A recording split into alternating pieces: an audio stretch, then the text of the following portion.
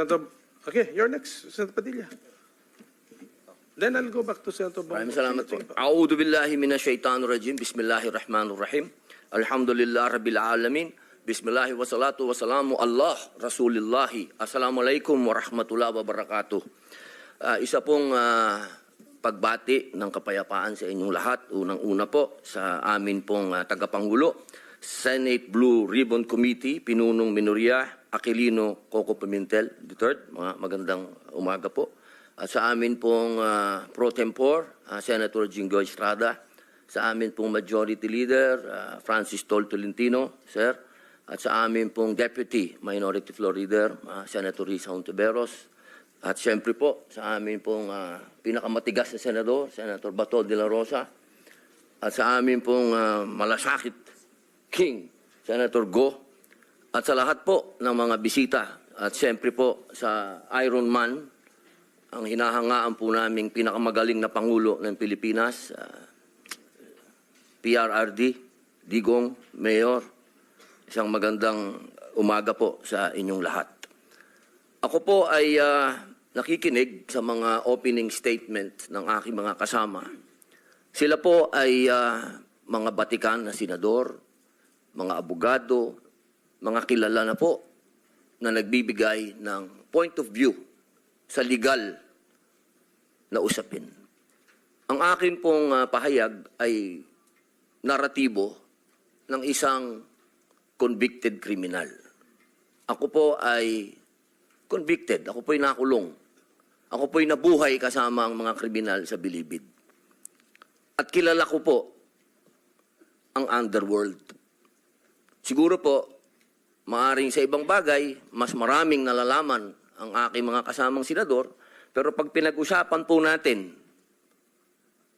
ang mga kriminal dito sa bayan natin, ako po ang magsasabi sa inyo, napakadami na pong kriminal sa atin na walang puso, ang mga halang ang kaluluwa.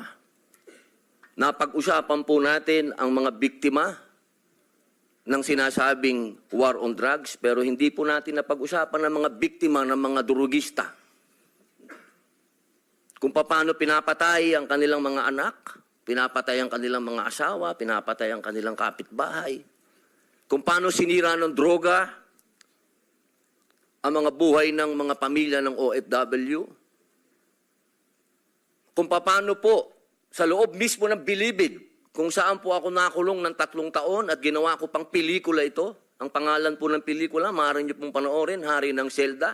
Dito po ay binunyag ko na sa loob mismo ng Bilibid ay nagluluto ng shabu. 1998 po yun. Kung bibilangin po natin yung taon na yun, hanggang sa dumating ang Iron Man, ilang taon po yun. Ganun po kahaba ang mga panahon na namayani at talagang naghahari ang mga drug pusher sa Bilibid. Alam niyo po, mga mahal kong kababayan, wala po, totoo po. Ang kamatayan ng buhay ng isang tao ay yaan po ay bigay ng Diyos. Yaan po ay kayamanan, yaan po ay regalo sa atin ng Diyos. Pero, mga mahal kong kababayan, ang ating pong bayan ay nasa bingit ng napakalaking kapahamakan.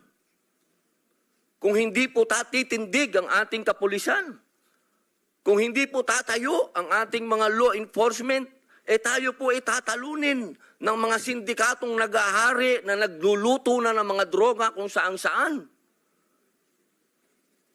Mga mahal kong kababayan, ang datos po ang magsasabi na nung sa panahon ni Pangulong Rodrigo Roa Duterte, masasabi ko na po na natakot ang mga kriminal. Wala pa po siyang ginagawa. Doon lang sa commercial niya na last Christmas yun na to, natakot na ho ang napakaraming kriminal. Natakot na ho ang napakaraming durugista, napakaraming pusher ang nag-surrender. Wala pong nangyayari. Sa salita lang po yun. Mga mahal kong kababayan, kung sisisi natin lahat ang mga namatay dito sa administrasyon ni Rodrigo Roa Duterte, abay nagkakamali po tayo.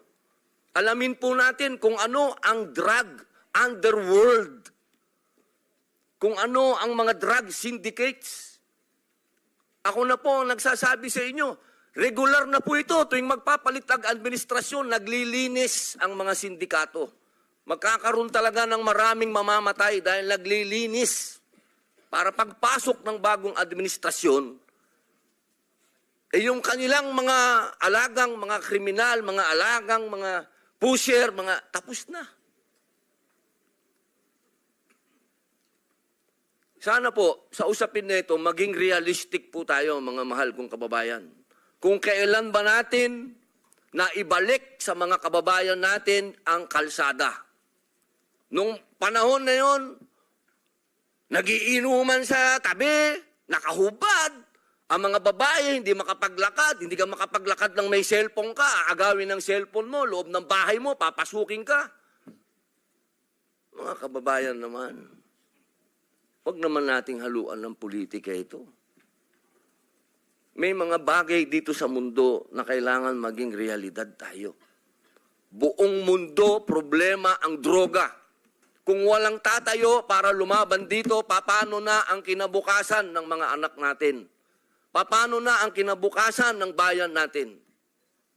Kaya sana po ang inihiling ko sa lahat dito sa pagdinig nito, iwasan ng politika at tingnan po natin kung saan talaga tayo tutungo ang bayan natin. Mga kababayan, lubog na po tayo sa utang, lubog pa tayo sa tubig, pati ba naman sa ganito, lubog pa rin tayo. Yun lamang po, maraming salamat po.